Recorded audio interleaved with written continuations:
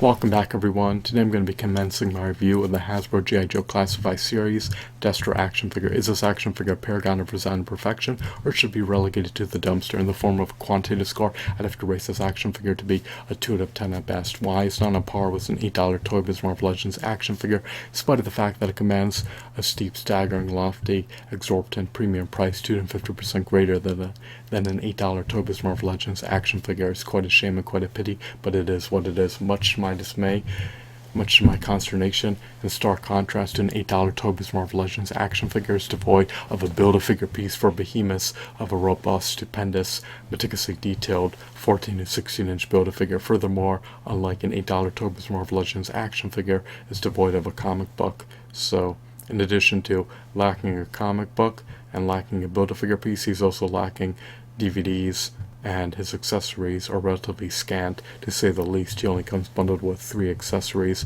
which is relatively meager.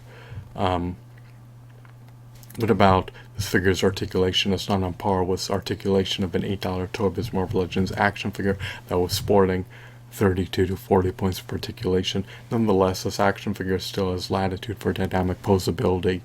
He has around 20 points of articulation. He could have been enhanced in so many disparate facets. How so, you may ask? His paint applications could have been accentuated. He could have utilized paint washes. They could have rendered his head a meadow head.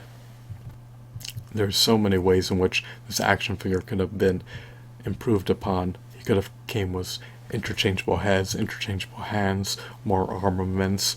His pistol could have been painted more than one color scheme. They could have utilized a multitude of color schemes. His deco, his aesthetics, his textures, his shadings, his sculpt is relatively mediocre. Sure, he may emulate his cartoon counterpart, but it's not enough for me to vindicate. It's not enough for me to justify. It's not enough for me to warrant paying $20 plus tax for this figure. For 250% more the retail price of an $8 Toy Biz Marvel Legends action figure, it should offer 250% more value than an $8 Toy Biz Marvel Legends action figure, but that's not the case in this context. Unfortunately, it's not even up to snuff, it's not even up to par with an $8 Toy Biz Marvel Legends action figure in terms of its quality, accessories, and offerings. What are his redeeming qualities? Well, it seems as though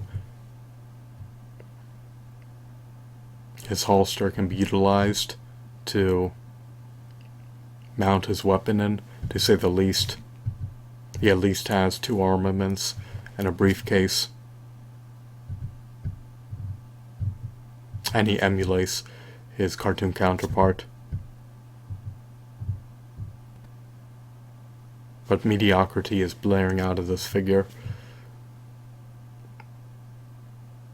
metaphorically speaking. And his price point of $20 plus tax is cost prohibitive, especially for the avid, devout G.I. Joe fan. Most people will forgo and abstain and desist from buying it for $20 plus tax.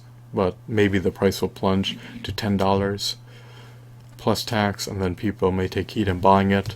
So, my final verdict is 2 out of 10. I'm done adjudicating over this matter. It could have been profusely improved upon, but they skimped on delivering value at the $20 plus tax price point. So they gave us a minimum, and I'll pass on buying this figure. If it were $8, then I'd more than likely consider procuring this figure, but $20 is just unaffordable, and it's too expensive for most action figure collectors. I hope that you found this video to be intriguing and insightful. Have a blissful day. Goodbye.